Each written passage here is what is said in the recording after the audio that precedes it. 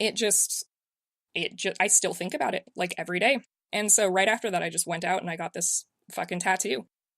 And all the time when I do something fucking stupid and I start dwelling in guilt again, I just look at it and it kind of helps me to get past it. So and I mean, God, that was forever ago. That must have been like 2010. Actually, it was right after my daughter was born, so it was 2012. Oh, yeah. Wow. Yeah. So I guess that's my story. And postpartum depression is no joke, man. Like, no joke. No, like I would hit the blues. Like when I had my kid, I would have the blues between the hours of about 3 a.m. to 6 a.m. because it was in the summer, and you know how the sky starts to turn blue, and you're sitting there, you're feeding this kid, and you're like, what is going on? Like, what is happening? I have no idea. I'm so lost. And that was just having the blues. So I can't even imagine going through actual postpartum depression. It's and pretty trying brutal. To find a way to deal with like, it. Especially when you don't really realize that that's what's happening to you. Right, And exactly. Swear to God, like 99% of what got me, all right, so maybe 75% of what got me through it was literally fandom. Was like when everything was so overwhelming that I couldn't even like think of anything outside this just like haze of panic and self-loathing. I would just sort of like sink into a really good fic and like ignore the world. And it worked. It's it worked a really good escape. Like, sorry, Lee, you were going to say something? I obviously don't have experience with that because I am childless. But I can relate to that feeling a lot because, like, this time last year or a little bit earlier, I was going through, like, the end of a relationship. Like, I knew, it's not the same, but I knew that it was a relationship that needed to end, and it was getting to the point where my mental health was getting really bad and not a happy place, really, for me or for, like, in my brain, and to the point where I just kind of like didn't want to exist anymore. And I know that fandom and fanfics were my escape. It was when I started writing. It was when I started being a really active fan. And like I could find fics that would help me through that, and I could find people. Like the very first people that I told that my partner and I like broke up was someone in a Discord chat. We had a chat. I went to a different room. I opened up the chat that I'd been, like, my partner and I had a chat. I opened up the chat that I'd been in, like, just before the conversation. And I said, okay, so, I just broke up with my partner from 11 years. And that was, like, and they were so supportive. And they're like, are you okay? I'm like, I am. I am actually okay. I haven't been okay for, like, I don't know, close to a year, but I am okay now. I'm better now. But they were, like, people that supported me, even though, you know, they were on the other side of the world. I think that's the really cool thing about fandom, is that it opens you up to all these different people in different walks of life. And we're all sort of connected by this one thing. And, you know, you think that it's, just another internet thing, but it really isn't. Because, like, the friendships that you make, sometimes I find that they're a lot more honest than real life friends. I mean, I'm not saying real life friends aren't honest and aren't great. I mean, I have an awesome friend who literally showed up at my house a week after I had my baby, and she was like, I don't even need you to wear pants. I just need you to give me baby and go take a shower. You know, like, real life friends are great. She was so awesome. She was like, I will come dance for you if you need somebody to cheer you up. Just let me know. So she was, you know what, she's awesome. She's moving to the other side of the country, and I'm really sad, but, you know, I'll go visit and all that. Yeah, it sucks, but it is what it is, work and all. But, you know, the people that really sort of also kept me grounded through, because for me, having a kid was such a big life change. I've had my life before child. I'm like I'm turning 32 in July. So, you know, I've lived a life before having kids, and I know what that's like. And then all of a sudden having a child was like, holy shit, what have I done to myself? I love him. I will not trade him for anything in the world, but oh my God. And, you know, as the friends that I've made through fandom, some of them are moms, and they, you know, they tell me to not worry about things. Some of them, because of the time zones, they're online when I'm awake at 3 a.m. feeding my baby. So somebody's talking with me about, life will get better, the kid will grow up, and you'll yell at them for other things, but, don't despair.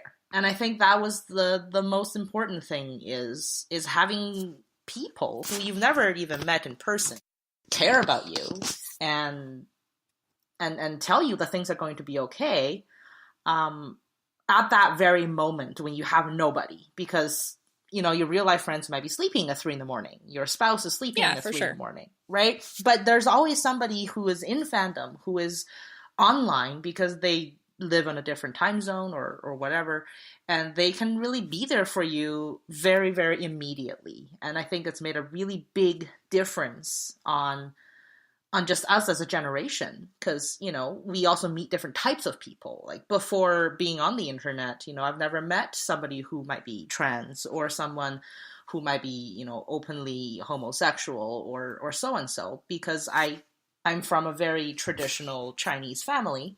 I'm Chinese, by the way, Chinese Canadian. So it's really eye-opening to see these other people that are so different, yet they're just the same. They're just people, we're kind of like all brought together by like this intense, almost obsessive love we have for these two dumb assholes. Right. And it's given us so much more than just these two dumb assholes will fall in love in 1,000,001 ways. It's like a family. It is a family. A family of like really people like in a million different places and with a million different interests and backgrounds, and it's just fucking fantastic. It is, and so many people, man. People you would never reach otherwise, and all of a sudden we're all here, and that's why we're here now. Like, literally sitting here in my parents' bedroom, so I can get away from my husband, so nobody will interrupt me, so I can be here to talk with you guys. So yeah, no, it's really cool.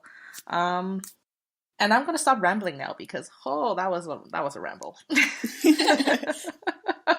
It's something special that we share between us, between the whole group, between like fandom. Even someone that like just leaves one kudos on a story or a like on Tumblr. It's still that connection that we have because of these two dumb assholes. Yes, these two dumb assholes who created a family. Absolutely. 100%. All right, we do have some amazing submissions. We put out a call for just fandom stories. I don't know, I'm sure like all of you guys saw it, and if not, you're in for a treat. We got some amazing variety of submissions from people on the server, just people that found us on Twitter randomly, people on Tumblr, members, not members, everyone. We got some great stuff. It was nearly impossible. It almost killed us to choose between all of the submissions. So we kind of ended up just picking almost randomly because there was just so much wonderful stuff. Yeah, it was hard. It was a lot of good stuff. There were so many good submissions, and there are so many good submissions that weren't picked, but we appreciate like everybody who took the time to tell us their story and know that like we still read them and like gave your submissions a little hug through the internet. or last night I was on chat with everyone and I was like, oh, I can't do this. This is too difficult. I can't do this. I can't pick. There were so many good ones. Yeah. All right. Okay, so I'm gonna yes. So who wants to start? You're starting. All yeah, right, you start, Crypto. All right, so I'm gonna read. We have a submission here from Mittens Morgul, I think it's pronounced. Most of you guys probably know her. She's been a member of the server since the beginning, and I would say she's a BNF, so big name fan. Her submission made me cry a little bit, so here we go. I think I can do it this time because I've read it like 4 times. I think I've passed the tears. Good luck. So, she says, I think we all probably have stories about friends we've made or experiences we've shared because of this fandom. But I started watching this show at a time when I was resigning myself to the fact that I wasn't cut out to handle the publishing industry. I'd written 8 original novels, pushed myself to seek representation, and eventually, after a lot of introspection, decided to turn down a publishing contract. Writing is what I did for my own mental health, and the reality of making it a job sort of negated all the mental benefits for me. When I came to the fandom, I'd never really read or been interested in fanfic.